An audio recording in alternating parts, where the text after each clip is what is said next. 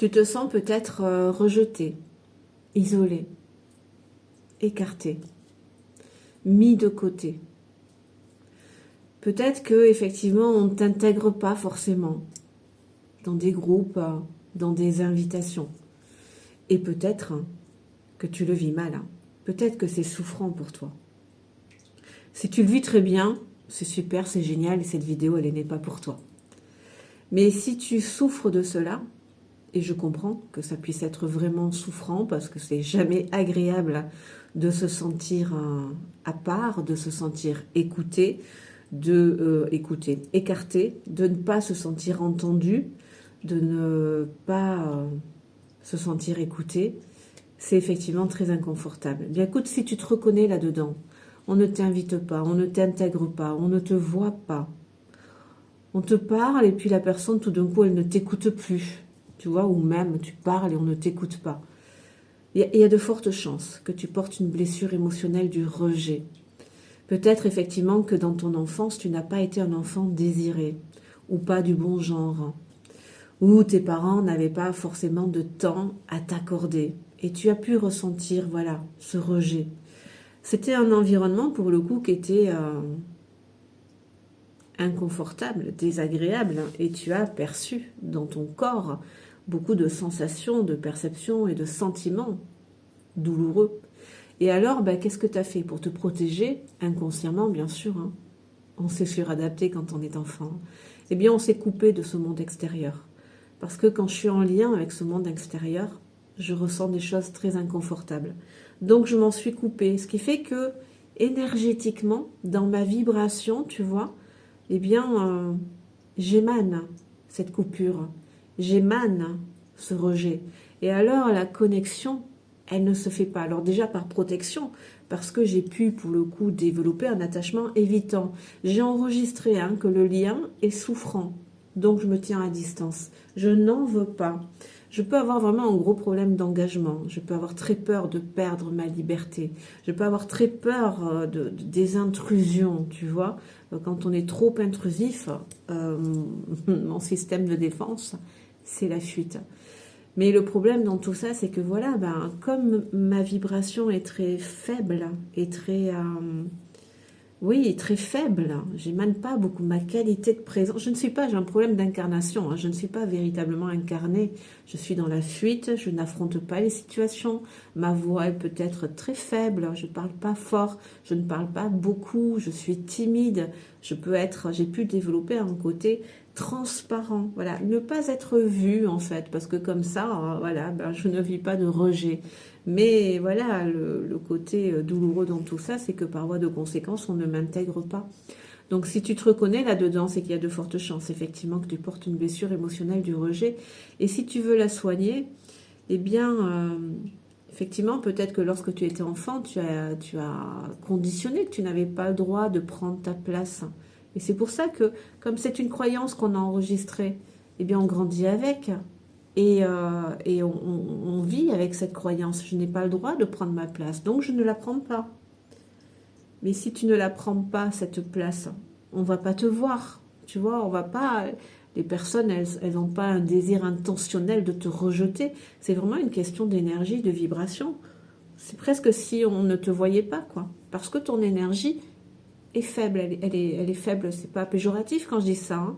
Il y a un problème d'incarnation. On n'est pas incarné. On n'est pas... Là, on est beaucoup dans l'imaginaire. On est beaucoup là-haut. On fuit le monde. On fuit le corps parce que dans le corps, on ressent des choses très inconfortables. Donc, c'est pour ça qu'on peut fuir dans de l'imaginaire, dans de la créativité. Enfin, voilà, fuir là-haut parce que comme ça, moi, je ne ressens pas. Donc là, la clé, c'est d'apprendre à prendre ta place, à te rendre ta légitimité. Ça va vraiment passer par la pratique de l'authenticité, par la pratique de l'affirmation, de dire les choses, en conscience, d'essayer de parler plus fort. Alors, c'est pas forcément évident de se forcer à parler plus fort, mais l'avantage de commencer à pratiquer l'affirmation, à ne plus fuir, à dire les choses quand ça ne convient pas, et puis partir après. Et puis aussi peut-être commencer à porter des couleurs, parce que quand on est dans la blessure du rejet, on peut être dans des couleurs très passe-partout, très sombres, des choses qu'on ne voit pas. Donc au contraire, voilà, on va tout faire inconsciemment pour ne pas attirer le regard, hein.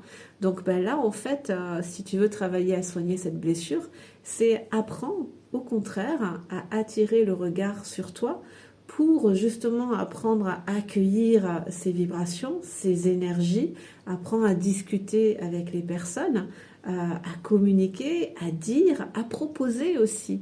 Parce qu'une blessure du rejet n'est absolument pas suiveur. Pardon, elle n'est absolument pas meneur. Elle va suivre, mais elle va pas mener. Elle ne propose pas des choses parce qu'elle a peur, voilà, que ce soit pas valable, pas légitime, peur de se faire remballer. Eh bien, tout ça, ce sont des conséquences, des réponses traumatiques à la blessure émotionnelle du rejet. Ne pas mettre de couleur, ne pas prendre sa place, ne pas s'affirmer, fuir, toujours peur de déranger. À la blessure du rejet, elle ne téléphone pas. Elle n'est pas dans le lien. Voilà, elle va pas forcément être spontanée pour écrire, envoyer des textos, des messages. Eh bien, si tu veux déconditionner tout ça, si tu veux soigner ta blessure émotionnelle du rejet, c'est très important d'aller à l'inverse de tout ça. Parce que j'imagine que tout au fond de toi, c'est ce à quoi tu aspires. Tu aimerais, j'imagine. Prends ta place, savoir t'affirmer, savoir dire les choses, être toi, être dans ta spontanéité, oser être toi. J'imagine que dans tes tripes, c'est ce à quoi tu aspires. Eh bien, je t'invite vivement à ton rythme, petit à petit, à ne pas rejeter ton monde intérieur, ton sacré, et à aller dans ce sens-là. Parce que si tu continues à te positionner par rapport à tout ce que j'ai indiqué, par exemple, avant, ben là, le problème, c'est que tu agis selon des mémoires traumatiques. Donc, par voie de conséquence, puisque tu agis par rapport à tes mémoires traumatiques, eh bien, la loi d'attraction va faire que tu vas revivre sans cesse tes traumas. Donc, je t'invite vivement à ton rythme de lâcher ça, de ne plus incarner ta blessure du rejet. La blessure du rejet, non mais écoute bien ce que je vais te dire là. C'est très important, la blessure émotionnelle du rejet t'oblige à te rejeter, à ne pas être toi, à ne pas prendre ta place, à ne pas t'affirmer, à ne rien revendiquer, à ne pas déranger. Enfin, tu vois, elle t'oblige à te rejeter. Donc si toi-même tu te rejettes, c'est ce que tu vas manifester dans ta vie. L'effet miroir, la loi d'attraction. Tu vas attirer des personnes qui seront dans les mêmes postures, dans les mêmes vibrations vis-à-vis de toi. Donc moi je t'invite à lâcher ça à ton rythme bien sûr et à commencer à te positionner par rapport à tes tripes qui souhaitent voilà être comme tout le monde entre guillemets, hein, je veux dire dans cet élan naturel d'affirmation, d'accord, et à oser être petit à petit. Alors certes ça va réveiller des émotions, des peurs, des insécurités, mais là c'est à toi aussi à ne pas rejeter ça. Ce sont les peurs de ton enfant intérieur. Et alors à le rassurer et à lui dire par exemple, ne t'inquiète pas, je suis là. L'adulte que je suis aujourd'hui, je suis là. Et voilà, ne pas rejeter vraiment tes émotions, tes sentiments, tes perceptions, être dans l'écoute de toi-même et de communiquer avec tout ça. Et de respecter aussi tes limites, hein, voilà, de pas aller, par exemple, tu pourrais dire à ton monde intérieur, j'entends, je ressens que tu as peur, mais t'inquiète pas, tu peux compter sur moi, on va vraiment y aller tout petit à petit, quoi. Tu vois, c'est ça aussi l'amour inconditionnel, c'est de respecter ton rythme. Il y a une part de toi qui a envie, mais il y a une autre qui a peur, donc il faut arriver à ce que toutes ces parts en toi négocient et trouvent la solution qui convient à chacun. Donc, une qui a envie d'ouvrir, ok, on va ouvrir, mais tenir compte aussi de la part en toi qui a peur. Mais t'inquiète pas, toi aussi je t'entends, je ne te rejette pas, et on va y aller tout doucement, petit à petit. Tu vois, et là, tu avances en conscience vers ta guérison émotionnelle. Et puisque tu ne te rejettes plus et que tu t'accueilles, tu seras de plus en plus accueilli. Puisque tu te vois de plus en plus, tu seras de plus en plus vu.